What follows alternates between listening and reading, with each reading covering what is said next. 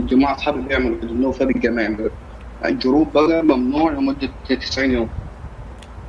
ده ما انت عشان تقول ممنوع لمده 90 يوم انت لازم تبدا تعد، وانا مش عايزك تعد. انت لو عديت زي ما قلت لك هتكون عامل زي الشخص اللي عنده كحه ومستني الكحه تجي له ويكح، فاهم؟ فانت هتكون مستنيها كده، انت واقف مترقب، فلازم تعمل، لازم في الاخر تعمل، ما فيهاش كلام.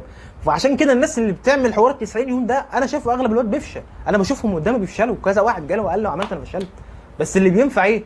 زي ما قلت لك انا بكتب، انا خلاص انا الحاجه دي ما عادتش في دماغي، انا ما عادتش موجوده، بس متى ما حصلت بتتسجل هنا في صفيحه اعمال السيئه، فاهم؟ كاني جبت كان الملك سجلها يعني، استغفر الله. بس انا جبت سجلتها، انا سجلت ان دي حاجه وحشه، حاجه زي الزفت عملتها واتسجلت هنا في ورق. سجل انا يعني خلاص انا ما عدتش اعمل كده تاني. اللي هو زي ما تقول كده ايه، قلم مديه لنفسي بس بشكل معنوي عشان افوقني تاني ويرجعني للطريق. فده اللي بتكلم فيه. بس دلوقتي انت بتيجي تسمع فيديوهات بتقول لك ما تتفرجش على الاباحيه، فانت بتكون مدمن للفيديوهات اللي بتقول لك ما تتفرجش على الاباحيه، والفيديوهات دي بتجيب ملايين المشاهدات، وانا اقدر اعمل 100 واحد زيهم، تمام؟ بس دي ما بتفيدش. دي بالظبط نفس الفكره اللي بتقول لك نو فاب. ما هي نفس الفكره، انت بتكون قاعد بيقول لك انت ممكن تعمل كده ولازم تعمل كذا ولازم تلعب رياضه ولازم، كلها حاجات عامه، كلها حاجات مش بتقول لك ازاي. بس انت لو سمعت فيديو واحد مفيد انت خلاص الاباحيه ما بقتش في حياتك، فبالتالي الفيديوهات اللي بتقول لك ما تتفرجش على الاباحيه مش هتكون موجوده في حياتك. انت ليه بتتفرج على حاجه عايز تتخلص منها وانت خلاص اتخلصت منها؟ فاهمني؟ بالظبط كده. بالظبط خالص، حلو قوي الكلام ده. صح كده؟ مم. طيب حد عنده اسئله تانية يا شباب؟ اتمنى اكون جاوبتك صح يا عبد الله يعني. لا لا، تمام تمام. كان على فكره نفس الكلمتين اللي قلتهم انت قالهم واحد في قناه دي برضه، كان اسمه فلان برضه يعني. طب حلو ان واحد. انا ما بقولش حاجه لا جديده لا، يعني. يعتبر نفس الكلام. لا، نفس اهم حاجه تكون الكلام صح يعني. يعني. لا، صح صح ماشي. صح. بس الفكره زي ما والله قلت والله لك، والله نايس مان. This is nice. تلغي This is nice. متابعتك تلغي متابعتك تلغي متابعتك لاي حد بيتكلم، اللي هو دونت ريكومند، انا التليفون بصور بيه، دونت ريكومند ذيس شانل تاني، اللي هو الثلاث نقط جنب الفيديو، دونت ريكومند ذيس شانل تاني. واعي واي حاجه شبه واعي واي حاجه شبه بتقول لك ما تتفرجش على هي، ما تتفرجش، الغيها. وفي الاكل نفس الكلام، لو انت مثلا واحد بتاكل كتير وكل فيديوهاتك طبخ ومش عارف ايه، دونت ريكومند وهكذا في الانستجرام وهكذا وهكذا. انا مش عندي انستجرام، مش عندي فيسبوك، مش عندي ايه تاني بتفرج عليه؟ اليوتيوب انا محمل نسخه مش عشان الاعلانات، عشان ما فيهاش شورتس، متعدل عليها ما فيهاش شورتس، مهما حصل ما اعرفش اشوف شورتس. وعندي هنا على الجهاز دي للاسف انتوا مش هتشوفوها، بس استنى اما اوريها لك برضه. بس بص بقى جوجل بتاعي، بص جوجل بتاعي، الحاجات دي من غير شورتس تبقى يا ريت. بص اليوتيوب عندي عامل ازاي. موجودة في الجروب. بص، شايف اليوتيوب بتاعي بص عامل ازاي؟ ما اعرفش اجيب حاجه الا لو انا دورت عليها زي كده. دي اضافه ما بتظهرش الثامب ما بتظهرش اللي هي الاغلفه، وفي اضافه ما بتظهرش المشاهدات. لو انا فتحت فيديو كده، بس انا تقريبا طفيتها يعني، اه طفيتها. في اضافه ما بتلغي كل حاجه وبتلغي التعليقات، بتلغي الكومنتس، عشان انا عارف ناس بتقعد تبعلى في الكومنتس، بس انا ما كنتش بشوف الحاجات دي، فبالنسبه لي مش شايفها اصلا. ما كنتش ببص على فيديو تلقائي كده اتصبت في دماغي ان انا الفيديو ده ما عادش ليه لازمه بالنسبه لي، فما كنتش بخش اول حاجه بعملها. كنت اول حاجه بعملها، واكيد كتير منكم كده، بتخش تشوف الفيديو ده على كام فيو ونازل من كام ساعه وعليه كام كومنت، وبتشوف الناس كاتبه كومنتات شكلها ازاي. انا عارف ان انتوا بتحبوا تعملوا كده، في ناس كتير بتحب تعمل كده، صح ولا لا؟ بيحصل. بس عشان انا لغيت حوار الاضافات ده، ولغيت حوار اللي هو التشويش على نفسي. حرفيا كل حاجه بتعملها ملهاش لازمه، بتاخد من اللي هي انت عندك بيبقى صحه كده لدماغك بطاقه محدوده، فالحوار ده بيكون محدود. يعني انت مثلا عندك 10 نقاط النهارده او خليهم 100، بتبص على الفيديو خدت نقطتين، بتبص على الكومنتات خدت نقطه، بتبص على المشاهدات خدت نقطه، فلما تيجي تعمل حاجه نفسك تعملها تنزل الجيم بتلاقي نفسك مفيش مش عندك رصيد تعمل الحاجات دي. عايزين نتكلم في نقطة برضو كتير. اتفضل. في ناس مثلا اللي هو إيه، مش عايزين يبطل كده بسبب إنهم خايفين مثلا الشهوة مثلا اللي هم بيبقوا محتاجينها تروح منه. فاهمني؟ تاني عايزين كده، بس كلمتين ايه، تاني كده. بقول لك في ناس مش عايزين يبطلوها مثلا بسبب مثلا ايه المتعه اللي بتجيلهم اثناءها. فاهمني؟ هم خايفين لا ما تجيلهمش المتعه دي اصلا. انا فاهمك. ما هو انت لو فهمت الكلام اللي انا بقوله خاصة لك من خاصة الاول. أغلب الناس مم. خاصة إن أغلب الناس بتقول لما تيجي في المرحلة الطبيعية بتكون بطريقة مش ألطف حاجة، مش بتبقى زي ما تبقى بالطريقة الغير طبيعية. بص هقول لك على حاجه، احنا كلنا مش متجوزين دلوقتي، فانت ما تعرفش المرحله الطبيعيه شكلها ايه. تمام؟ مم. فاحنا دلوقتي بنعمل الصح لغايه ما نوصل للمرحله اللي احنا نشوف المرحله الطبيعيه، وصدقني هتنبسط بيها من اكتر من اي حاجه تانية. عشان انت ماشي انت حافظت على دماغك، حافظت على كل حاجه، كل حاجه ماشيه مظبوط. انت ليه يجي لك حاجه زي كده؟ تمام؟ هو طبعا كل حاجه بامر الله، بس اسباب الدنيا بتقول ان انت مستحيل يجرى لك حاجه زي كده. فانت تبقى مبسوط في المرحله الطبيعيه لما توصل لها. فانا دلوقتي مش متجوز، فانا ما اعرفش افتيك في حاجه في المرحله الطبيعيه شكلها ايه. تمام؟ أيوة، انا مش قصدي على كده، انا قصدي مثلا ايه، يعني ليا واحد صديقي مثلا هو خايف من الحوار ده. انا بقول له مثلا يا ابني غلط وبتاع، بيقول لي يا اسطى انا نفسي ابطل بس انا مش خايف يعني ايه، خايف اللذه اللي في محسس دماغه بحاجه. بتيجي ما عادتش تيجي، صح؟ ايوه. اللي بقول دلوقتي في ايه، اللي انت الشخص اللي مش عايز يبطل حوار الاباحيه عشان خايف ان المتعه تروح. صدقني انا مبطل اباحيه ومبطل العاب فيديو جيمز ومبطل سكر، ما باكلش اي حاجه فيها سكر. ومبطل ايه تاني بتبطل، وبتمرن. انا عايش في اسعد لحظات حياتي. انا مبسوط اكتر بكتير قوي من اي حاجه تانية. كنت بلعب طول النهار، طب كنت بسمع اباحيه كتير، كنت كل حاجه بتتعمل دي. صدقني ما انا مش عايش 1% من السعاده في وقتها اللي انا عايشها دلوقتي. انجزت حاجه انك ما شفتهاش، مثلا واحده جت قدامك النظره الاولى، النظره اه، الاولى خطفت، انما تيجي انت بس في النظره، تيجي انت ما تبصلهاش تاني، نظرك في الارض، شعور اللي بينتج بعد الحركه دي ان انت بتبقى فرحان من نفسك انك قاومت الشعور اللي جواك والشهوه اللي جواك انك تبص لحاجه مثلا. فاهمني؟ شعور المقاومه نفسه بيبقى شعور جميل، بس في مراحل متقدمه مش المراحل الاولى.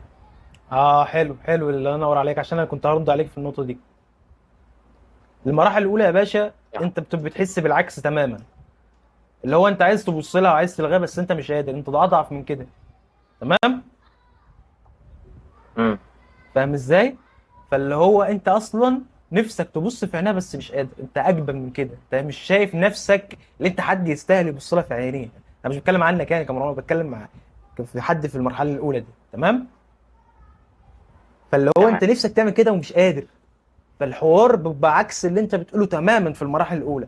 بس في المرحله اللي انا ادعو الله ان انا اكون فيها واللي انا وانت نكون فيها، اللي انت اصلا مش مهتم، اللي انت عارف ان دي مش هتساعدك في الطريق اللي انت عايز تمشي فيه، فحاجه هتعطل هتضر اكتر ما هتنفع. فانت دلوقتي اللي في دماغك ان هو دي مش هتنفعني، بالسلام، شيل.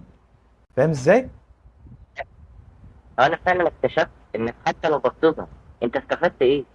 هل انت مثلا دلوقتي هتروح تخطب مثلا ولا هتتجوز؟ والله ابدا، مفيش حاجه. لا، حتى هي البت نفسها على فكره اقول لك على حاجه، انا لغايه دلوقتي ما شفتش بنت تستاهل تبص لها مهما كانت حلوه مهما كانت جميله. اصل بص، لو حلوه لو حلوه هتعجبني انا كسخيلي شخصيا، هتكون منقبه وهتكون محترمه، يعني هتكون ملتزمه بادبها، فانا مش هعرف اشوف الحاجه اللي هتعجبني فيها. فاهم؟ فهو ده الاصل اصلا، فانت مش هتشوف حاجه تعجبك فيها عشان الحاجه اللي عاجباك هي متداريه. فاهمني؟ بالظبط فاللي جدا بشوفه في كمان. الشارع اللي بشوفه في الشارع مؤاخذه معلش في الكلمه، بشوفهم في الشارع حاجه ما تعجبش خالص، فانا ببص بقرف فبكمل في طريقي ما شفتش حاجه ولا كاني شفت حاجه. الواحد صعب بيشفق عليهم اللي هم فيه. بتقول ايه؟ بقول الواحد ساعات بيشفق عليهم اللي هم فيه، والله محتاجين حاجه، عبرة يعني. حاجه زي الزفت. مش حاجة تدل على الصح، انك مستني نظرة من واحد يقول لك مثلا، ولا كلمة يقول لك من واحد انك حلوة مثلا ولا وحشة. طب ليه تجيب الكلام يا ده يا ريته اخي؟ يا ريته بيقول، بس يا ريته بيكتفي ببقه يا عم، سيبنا في حالنا يا عم. اه ما احنا يعني. بنقول بقى عشان فاهم ازاي؟ الحمد لله. تمام كده يا مروان، حد عنده حاجه آه، تانية قبل ما نخش في سؤال سنو؟ اياد ما كان عايز يتكلم. اتفضل يا اياد. طيب، الموضوع بحوار ترك العادة. ترك العاده. آه، طيب أنا شايف إنه معلش صوتك بيقطع خالص، افصل مايكو شغله يعني، كده او اطلع وخش بس تاني. هو حل. انا هاخد سؤال سنو عم تطلع وتخش تاني يا اياد، ماشي؟ ماشي. سؤال سنو يا باشا، انت بتقول ايه بقى؟ مش سؤال قوي، بس مفيش حد بيوصل للمرحله اللي انت بتقول عليها.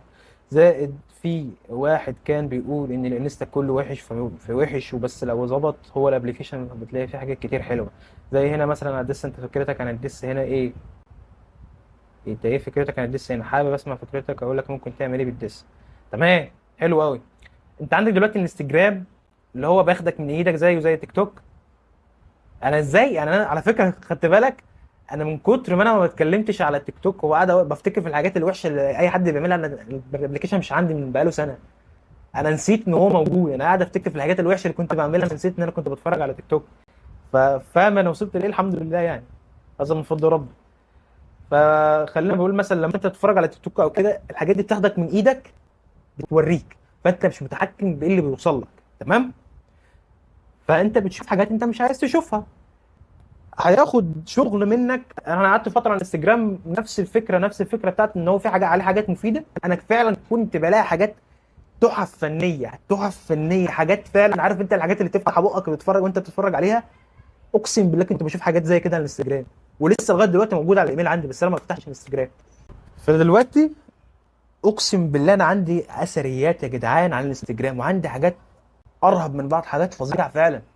فانت لما يظهر لك المخرج الفلاني الفرنسي مطلع لك حاجه بالشكل الفلاني، وبتظهر لك كاريل على الانستجرام، ويظهر لك المخرج الفنان الاسباني رسمه مش عامله كذا، الحاجات دي كلها كان بيطلع لي زبده الزبده اللي على الكوكب من الفن. بس كل ده انا رميته ورا ظهري، عشان دي كل حاجه دي مش هتفيدني في المرحله اللي انا فيها.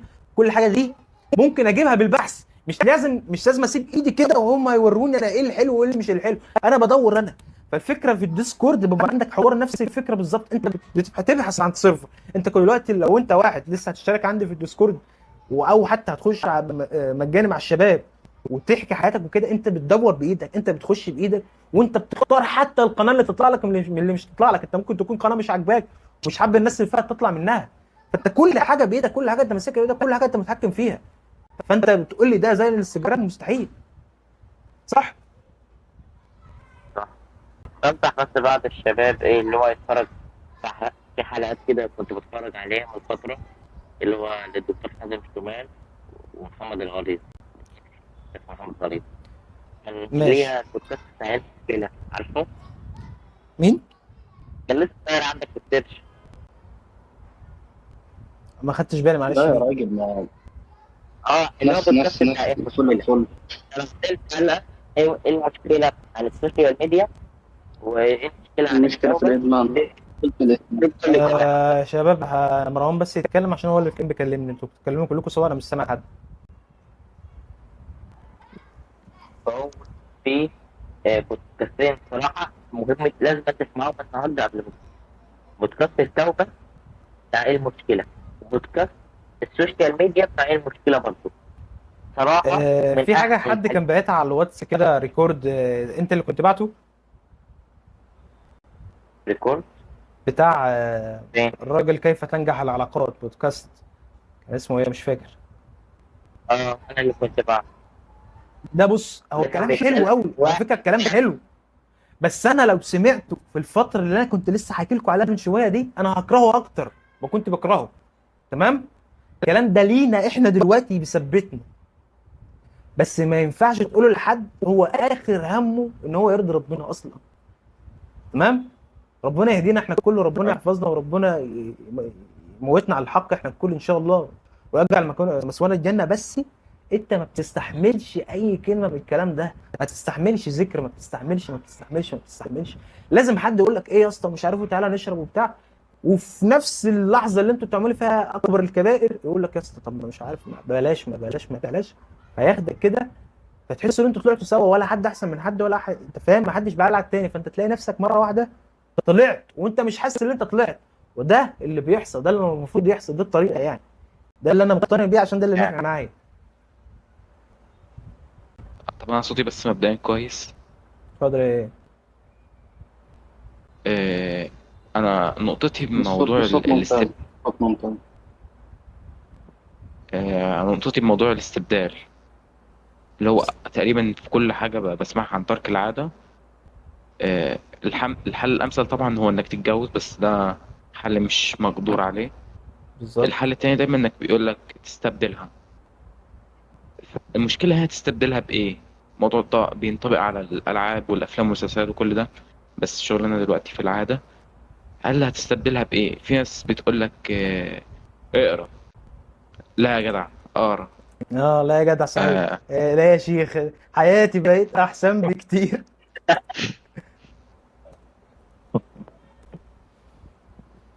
بص، فأنا هو مش عارف تستبدل، يعني.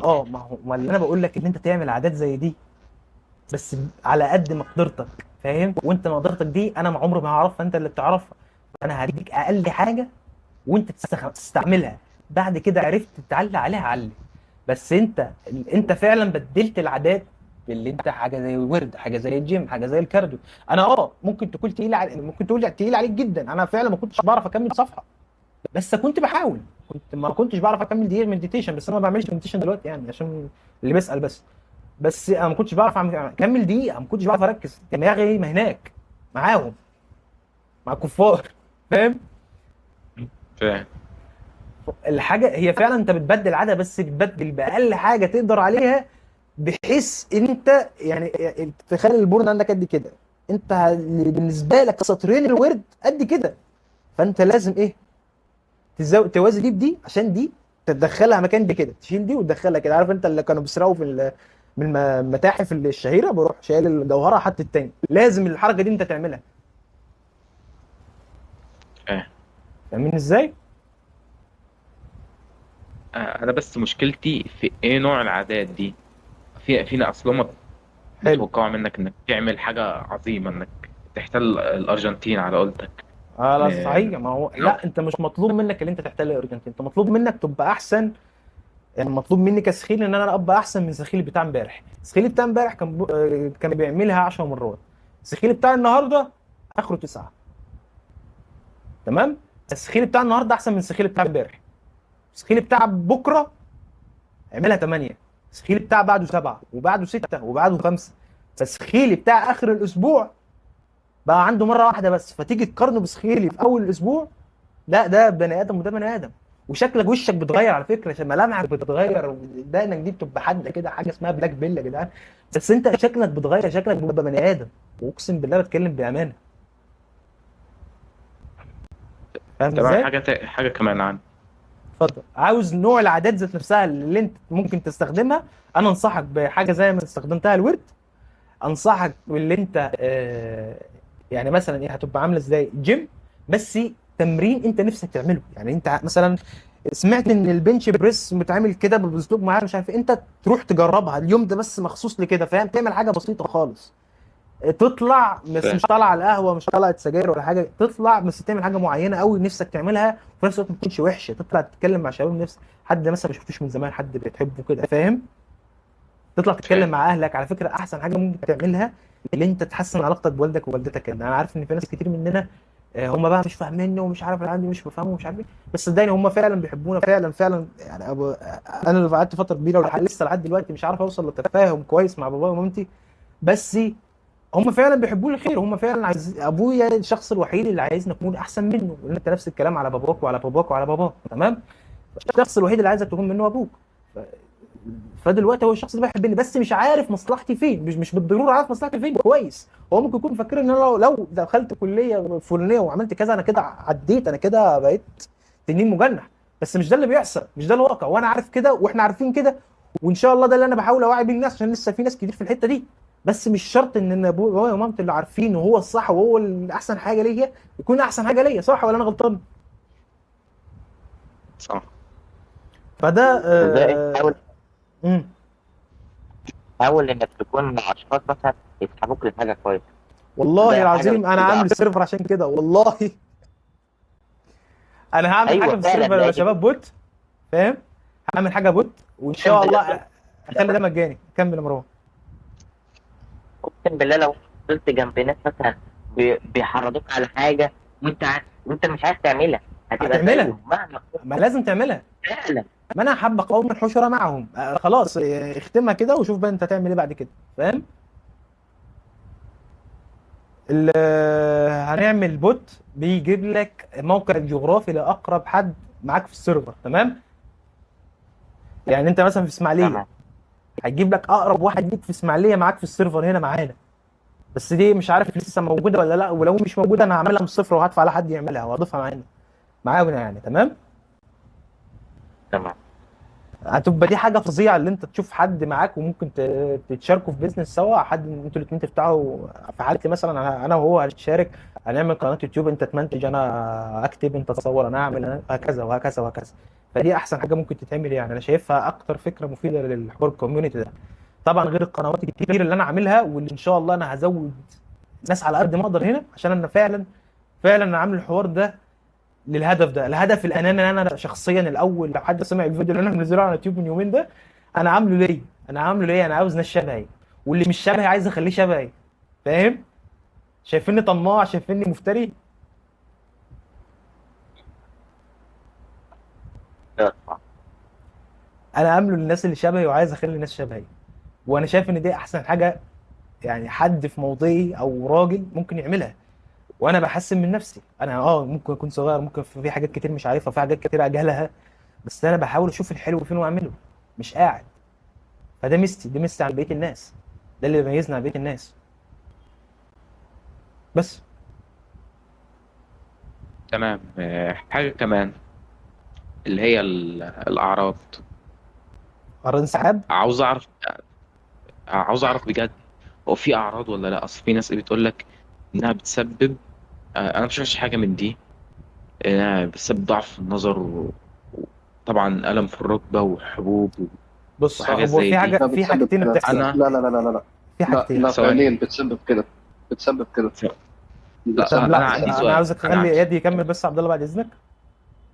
ماشي. كمل. دايما لما كنت بسأل الناس، طب اشمعنى، اللي هو اشمعنى مثلا اللي بيعمل عادة كيلو كده والشخص المتجوز مش بيحصل له حاجة، بيقول لك بيسكت هو ده اللي فما كنت بيعرف. بسألك يعني. لا، هو الشخص اللي آه، متجوز مش بيحصل له حاجه، الشخص المتجوز بيحصل له، بس مش بتبقى نفس التاثير. بس هقول لك ليه، كمل سؤالك الاول بس. وهل هل بعد ما توقفت عن العادة في حاجة هتفرق؟ يعني بقى بعد، أصل بقى أشوف حاجات اللي هو بعد والله عيب شهر. عليك السؤال ده يا اخي، آه، إيه؟ عيب عليك السؤال ده. لا أنا مش قصدي كده، أنا قصدي حاجة مباشرة في المظهر أو في الجسم عموما، يعني طاقتك هتزيد، أو هو آه، بص، ماشي، حبوبك هتزيد، أو فاهم. شعرك حاجة زي كده. طيب انا فاهم، خلاص. خلاص أنا كده خلصت. بص، العاده بتعمل حاجتين: التاثير النفسي، واللي انت عمرك ما هتعرف تهرب منه. فانت سواء كنت متخيل ان هي بتضعفك والركب والعينين والشغل ده، اوهمت روحك سواء هي بتعمل كده ولا لا، انت اوهمت روحك ان هي بتعمل كده، فانت لازم تتضرر، تمام؟ دي موضوع، دي نقطه، تمام.